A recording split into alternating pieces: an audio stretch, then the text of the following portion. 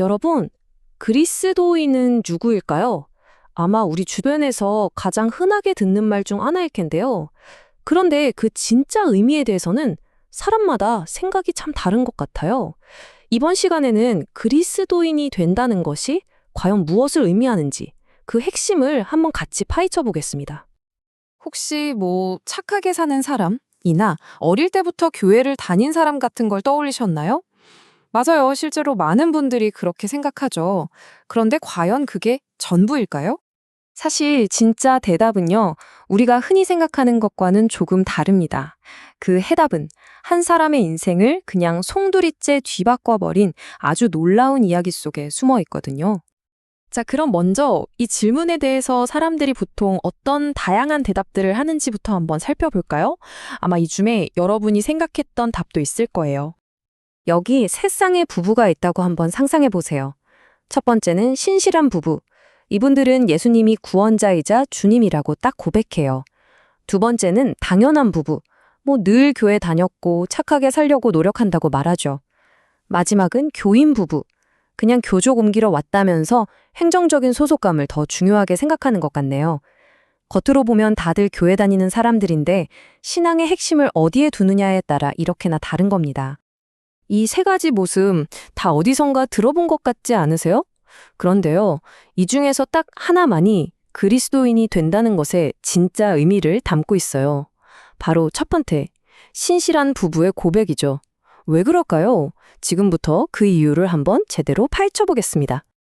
자, 그 정답을 이해하는데 아주 중요한 열쇠가 되는 한 인물이 있습니다. 바로 사울이라는 사람의 이야기입니다. 사울의 종교적 이력서를 한번 보세요. 이건 정말 대단하지 않나요? 혈통, 교육, 그 열심, 율법 준수까지 진짜 어느 것 하나 흠잡을 데가 없어요. 본인 스스로 생각하기에도 또 남들이 보기에도 그는 신 앞에서 가장 떳떳한 사람이었을 겁니다. 말 그대로 완벽 그 자체였던 거죠. 얼마나 대단했냐면 사울 스스로 율법의 의로는 흠이 없는 자라고 말할 정도였으니까요. 자신의 의로움에 대한 확신이 이건 하늘을 찔렀던 거죠. 바로 이 지점이 핵심입니다. 사울은요, 자신의 노력, 그러니까 자기가 완벽하게 순종하는 걸로 하나님의 인정을 얻어낼 수 있다고 굳게 믿었던 거예요. 그 사람한테 성경은 구원자를 가리키는 이정표가 아니라 그냥 자기를 더 나은 사람으로 만들어주는 규칙 모음집 같은 거였던 거죠. 자, 이제 사울 이야기의 클라이맥스로 가보겠습니다. 그가 평생 쌓아올린 모든 세계관이 산산조각 나는 그야말로 눈부신 깨달음의 순간입니다. 그의 인생이 어떻게 완전히 180도 바뀌었는지 한번 보세요. 자신의 의로움으로 똘똘 뭉쳤던 이 바리새인 사울이 다마스쿠스로 가던 길에서 부활하신 예수님을 그 엄청난 빛 가운데서 만나게 됩니다. 그리고 바로 그 순간 깨닫게 되는 거죠. 내가 평생 목숨 걸고 쌓아온 이 모든 의라는 게 사실은 아무짝에도 쓸모없는 거였구나. 나한테는 구원자가 정말 절실히 필요했구나 하고 말이죠. 이게 그의 관점이 얼마나 뿌리부터 바뀌었는지를 보여주는 건데요. 훗날 바울은 그리스도를 아는 지식에 비하면 자기가 잃었던 그 모든 완벽한 업적들을 뭐라고 표현했냐면 배설물, 그러니까 그냥 쓰레기처럼 여긴다고 고백했습니다. 충격적이죠? 물론 모든 사람이 사울처럼 이렇게 드라마틱한 경험을 하는 건 아니에요. 갑작스러운 지진을 겪었던 간수도 있었고 조용히 대화를 나누다가 믿음을 발견한 사업가 루디아도 있었죠. 또 극적으로 구출된 노예소녀도 있었고요. 보시다시피 각자 처한 상황이나 길은 다 달랐지만 그들이 도달한 결론은 딱 하나였습니다. 바로 나에게는 구원자가 필요하다는 깨달음이었죠. 자, 이제 바울이 발견한 핵심 개념, 바로 은혜에 대해 알아볼 시간입니다. 이건 내가 노력해서 성취하는 의가 아니라 그냥 선물처럼 받는 의에 대한 이야기예요. 여기서 계속 의라는 단어가 나오는데 이게 좀 어렵게 들릴 수 있잖아요? 아주 간단하게 말해서 하나님 앞에서 떳떳하고 올바른 상태를 의미한다고 생각하시면 돼요. 뭐랄까, 하나님과 아무 문제 없는 좋은 관계에 있는 것, 바로 그거죠. 자, 화면에 나오는 두 가지 의의 차이점이 확 보이시나요? 왼쪽에 있는 나의 의가 바로 사울이, 그리고 아까 봤던 당연한 부부가 그렇게 붙들고 있던 거예요. 내 노력에 따라서 계속 흔들리는 아주 불안정한 거죠.